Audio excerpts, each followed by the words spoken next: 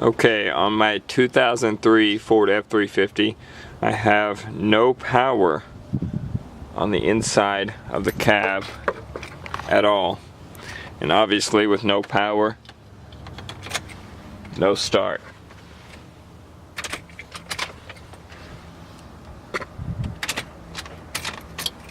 So I've traced down the problem. There is a wire broken here that goes into this junction box, and this junction box goes straight to the battery. So I'm assuming it's some sort of feed. So I followed the wire back into the cab, and it is the power supply for the fuse box. So now I'm going to take that out and fix the problem. To get the fuse box out, there are 4 10mm nuts. 1, 2, 3, and 4. On the fuse panels is screwed in there. Pull those bolts out. To get the wire out, there is a 10mm nut on there. Pretty simple process to get this nut out now that we've broken it loose. The camera to focus here.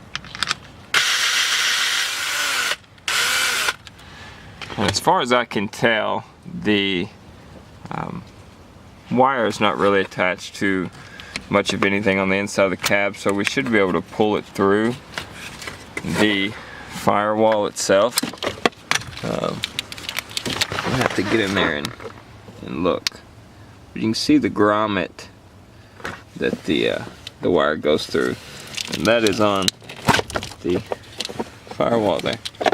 See, fairly simple, and that's where it's broken at right there. So we will replace this wire. Okay, with the cable that runs to the fuse box pulled through the firewall, now to get the plastic thing off. I've already taken this one off, but what I did is I stuck a screwdriver under there and pried up, and it released the tabs, the pressure tabs that held it in. And so with that out, you have a 10mm nut here, which I've already loosened. Pull that out, and then the battery cable should pop right up. You want to clean that off to the best of your abilities. I'm going to take a wire brush and clean off the bolt and the cable itself. Okay, upon further inspection of this wire, I've realized that it is a fuse link wire that runs to the fuse panel itself. So I'm going to have to replace it with a fuse link wire, a wire with some sort of fuse in it. Fortunately for me, I have the parts truck here. So on the 2008, the wire location is in a little bit different location. The overall length and the bend of the connections are exactly the same. The fuse link is a little bit farther back in the wire. I have already taken the grommet off of the old wire and placed it onto the new wire, and ready to slide it through the firewall. On the 2009 model, this part here where we disconnect it from the junction box is actually connected to the battery cable end itself. So now we'll just feed it through the firewall and reconnect it. With the cable through the firewall, we will slide the grommet into place now. Okay, with the grommet pushed back into place and the wire ran through where it needs to go, you simply just slide the wire back onto the post, attach the nut, and tighten everything down. After pushing the cables through the firewall, reconnect the new cable with the battery cable here, and then reinstall the nut, and then the cover. So after connecting the battery out there, and this has been connected in here, slide the cover on, reposition the fuse box into its original location. Now these fuse box brackets, they have little indentations that let you know where they go, and keeps it from spinning around.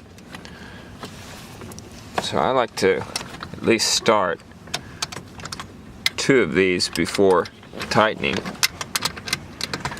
They're pretty flexible brackets, so you can tighten at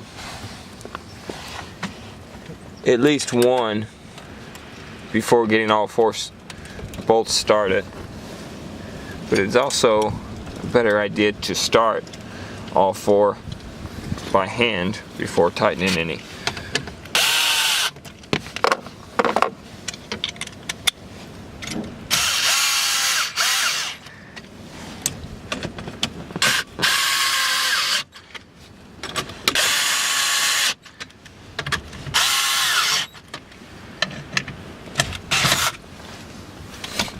Okay, now take your fuse panel cover, if you have one, in place over top. This truck does not.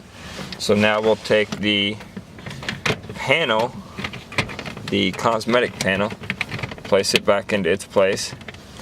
You can use your hands to tighten the little 2-way clips.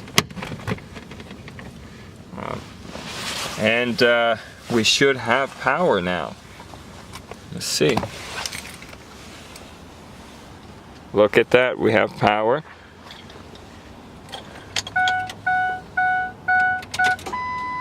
Power on the dash. Looks like our problem is fixed.